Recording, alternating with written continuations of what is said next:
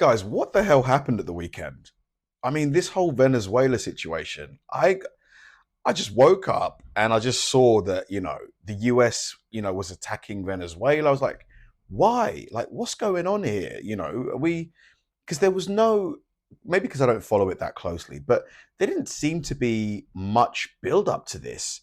It just felt like, boom, straight away, the US, is going, for Venezuela. Like, what is it? Like, from what I've read, Venezuela has a lot of oil.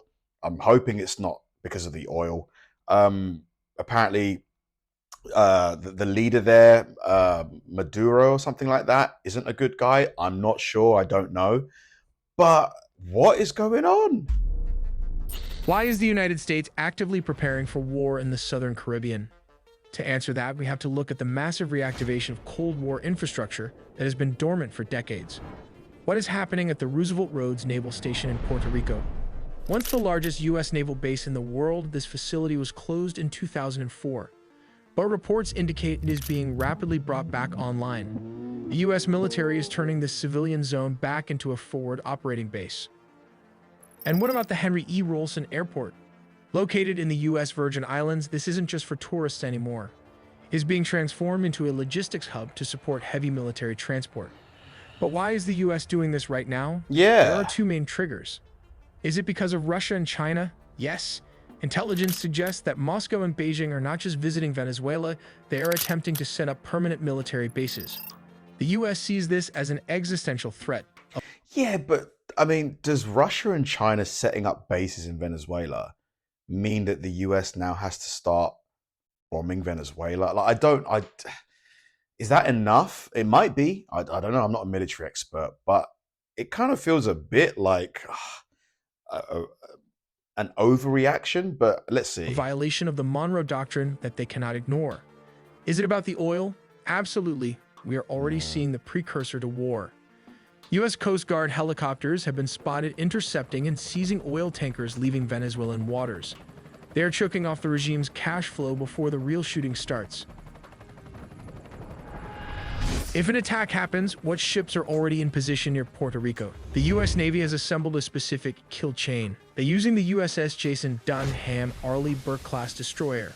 Its role isn't just guided missile destroyer, it is also an electronic warfare machine. The Jason Dunham is there to jam Venezuelan communications and blind their coastal radars. They are the first line of attack to confuse the enemy. And why is the U.S. Stockdale there? The Stockdale is the shield.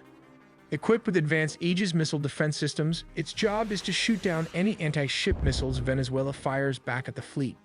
But how do we know this is an invasion and not just a blockade? Because of the USS Iwo Jima. It is a massive amphibious assault ship. You don't bring this ship unless you plan to put boots on the ground. It is designed to launch waves of Marines onto a hostile beach. But the Man, it really feels like the US is going in heavy right now. Like, Americans watching this, how do you feel about this? Is this the best, use of resources right now? Because all of this costs money. I'm sure there's lots of things that money could be spent on right now in America, like rather than potentially starting another war. Like, we've literally just had, 20 years of Iraq and Afghanistan. Like, do we need to do this right now? U.S. isn't just attacking from the north. They are using the island nation of Trinidad and Tobago to close the back door. But how are they using Trinidad? The U.S. Navy is using these waters to blockade the Gulf of Paria. Here is USS Gravely, it is Hunter. The Gravely acts as a sentinel, ensuring no Venezuelan submarines or fast boats can escape into the Atlantic to threaten shipping lanes. And what is the U.S. Lake Erie doing? This Ticonderoga-class cruiser is the boss. It serves as the air defense commander for the entire operation, coordinating the movements of every ship and plane from its high-tech command center. But ships are slow, so how will the U.S. deliver the first strike? This is where the air power comes in. The B-52 Strata Fortresses won't even land in the Caribbean. They will fly straight from the continental United States, deliver their massive payload of cruise missiles, and return home without ever touching the ground. What about the B-1 Lancer? These supersonic bombers will be used for fast attacks. They can swoop in at low altitude and high speed to destroy hardened targets before the enemy knows they are there. But where will the bulk of the Air Force fly from? This is why Roosevelt Roads in Ceiba, Puerto Rico is so critical. It puts tactical aircraft just minutes away from the target. The MQ-9 Reapers will loiter over Venezuela for hours, tracking mobile missile launchers and taking them out with Hellfire missiles the moment they move. I mean, has Venezuela attacked the US before? Like, has there been maybe cyber attacks from Venezuela? Any other type of attack, on the US from Venezuela? Because if not, at least to a lot of people, this is going to look like unprovoked military action. I mean, I just don't know if we need this right now. While the F-35s will be the door kickers. Their job is to penetrate Venezuelan airspace undetected and destroy the S-300 air defense batteries so the other planes can fly safely. Here are VU-22 Osprey's speed and versatility. These tilt-rotor aircraft will launch from the USS Iwo Jima and Puerto Rico to insert Special Forces teams deep behind enemy lines. Wow. But all that firepower will need fuel, so the KC-130s, these tankers will orbit near the combat zone, allowing the F-35s and other jets to stay in the fight for hours without returning to base. And finally, why the C-17 cargo transports for logistics? You can't find a war without supplies. The C-17s will be flying nonstop into Roosevelt Roads and Henry E. Rolson Airport, bringing in the tanks, the ammo, and the troops needed to sustain the attack. Jesus, man, what the hell? This is like a full-scale boots on the ground mission right now. This is insane. I need to do a lot more research here because, at least to me, this looks like way too much. But then again, Venezuela might be, planning some kind of massive attack on the US. I don't believe it because they'd get crushed. But does this to you feel justified is my question. So, is the attack inevitable? When you see the bombers on standby, the amphibious ships in position, and the forward bases being reactivated, it looks like the decision has already been made. We will take a look at different scenarios and strategies from both sides. The U.S. Navy's destroyers, submarines, amphibious ships, Marines, and P-8 Poseidon aircraft are positioned near Venezuela with a multifaceted strategy designed to confront both the Venezuelan military and the powerful drug cartels operating within the country. From the U.S. perspective, the operation combines overwhelming surveillance, targeted strikes, rapid amphibious assaults, and maritime interdiction to neutralize threats and apply pressure on the Maduro regime. The destroyers provide advanced air, sea, and missile defenses while maintaining the capability to launch precision cruise missile strikes against strategic government and military targets deep within Venezuela. By maintaining a vigilant missile defense posture, these ships are prepared to intercept any hostile air or missile threats. They also leverage anti-submarine warfare assets to secure the task group's maritime perimeter against underwater threats posed by Venezuelan naval forces. In surface combat, the destroyers defend against militia boats or Venezuelan naval vessels trying to disrupt blockades or amphibious operations. As the name suggests, destroyer, it is equipped to carry around 90 missiles with this vertical launching system, a Mark 45 deck gun position at the front, followed by close combat phalanx and a C-RAM missile system. Because if Venezuela start fighting back, the US is going to have to deploy more and more troops. That's going to be people away from their families for God knows how long. It's going to be diverting spending away from other things. I just feel like, building another hospital or something like that would be probably a better use of this money, unless what Venezuela are doing is costing the US, financially in some way. I just don't understand, because I've not read much about Venezuela-US conflicts over the last sort of few years. But that's not all. It also houses Harpoon anti-ship missiles and torpedo tubes for threats underneath.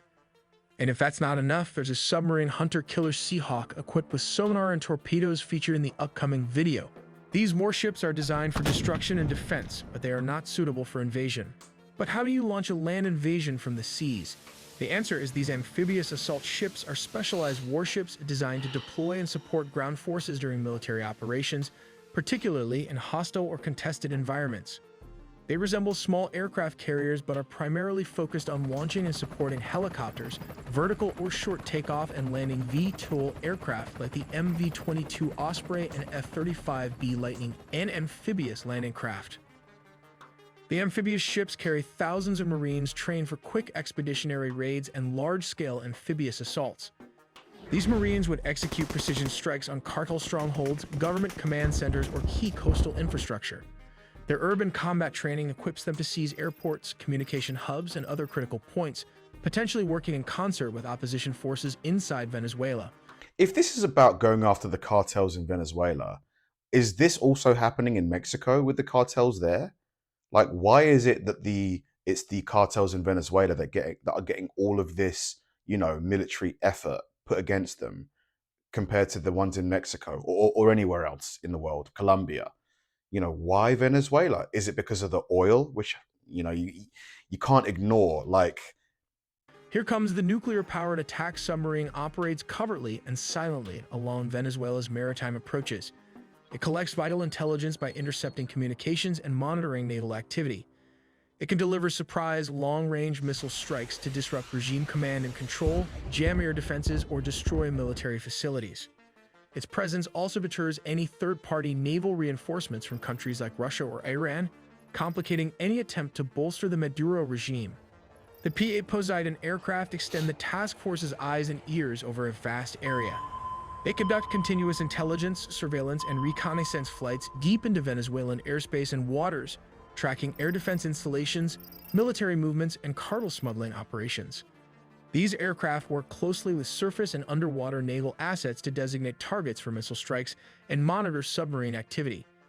They are also capable of electronic warfare operations to disrupt Venezuelan communications and command networks, limiting the regime's operational responsiveness. But why is a single submarine a huge threat to an entire navy?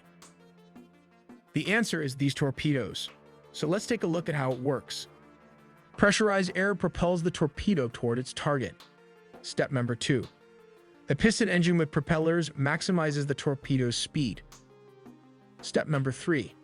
It trails a wire plugged into the weapons systems aboard the sub using data to navigate. Step number 4. The torpedo accelerates to 32 knots over 35 miles an hour with a range of 8 miles or 12 kilometers. Step number 5.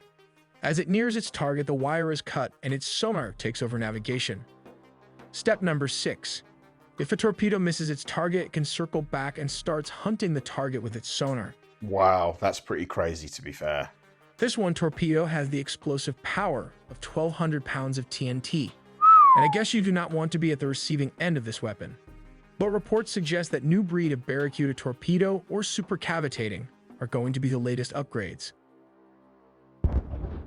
Man. But how would Venezuela's counter the U.S. command of the seas? Well, the military and cartels prepare to defend the regime and preserve their control through a mix of conventional and asymmetric tactics. Because, I thought, the US and the UK were going to stay out of, countries' domestic affairs unless it was a direct threat to their existence. And so far, from this video, all it sounds like is that China and Russia are thinking of developing bases in Venezuela.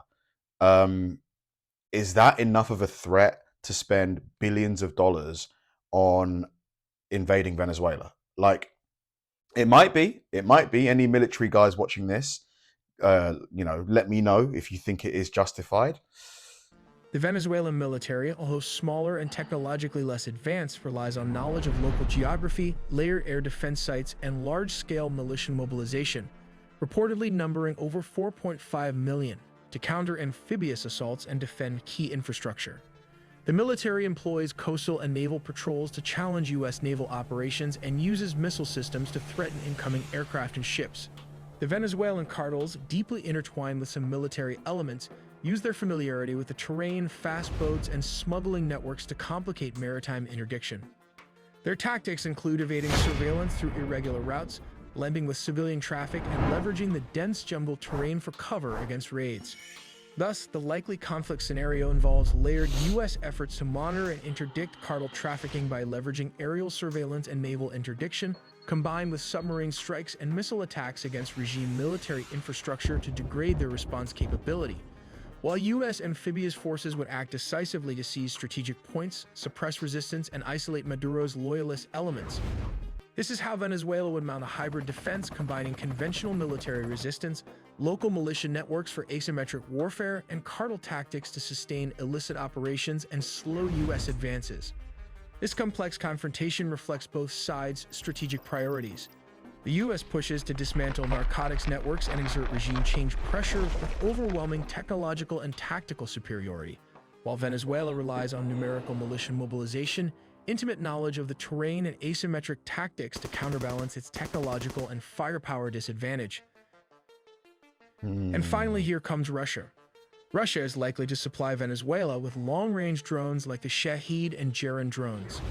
The drones could be deployed by Venezuela for covert strikes against U.S. assets, leveraging their loitering capabilities to conduct precision attacks on airfields, command centers, or logistics hubs. I just don't see Venezuela doing that though, because if they were to start, really hitting back, it would just escalate. And I don't think they could cope with fighting the US in like a war of attrition. They would just, the US just has way more resources that they can throw at Venezuela. I don't see them, launching drones against the US military. This would be part of a broader strategy to counter U.S. military pressure and project asymmetric threat capabilities. We also made a deep dive into the sea. Man, this is to me, this is worrying because I thought the era of, like wars based on quite murky justifications were kind of over. We went to Iraq and Afghanistan under the premise of them having weapons of mass destruction, WMDs, spent many, many, many billions of dollars and pounds. Incalculable people lost their lives in those wars. Turns out there's no WMDs. Are we really going to do this again now? Like, I've said that I'm not that clued up on, the Venezuelan leader that the US is supposedly trying to depose. I hear that they've got cartels for sure, but many, many countries have drug cartels and they're not being invaded by the US. I don't understand the logic of this, especially when I'm sure you guys know, Americans watching this, there's probably a million other places that they could spend this money domestically to improve the lives of the American people. Like, why is it now that, the US is, going after Venezuela? Thanks for watching, guys. If you enjoyed the video, please like and subscribe, and I'll see you in the next one.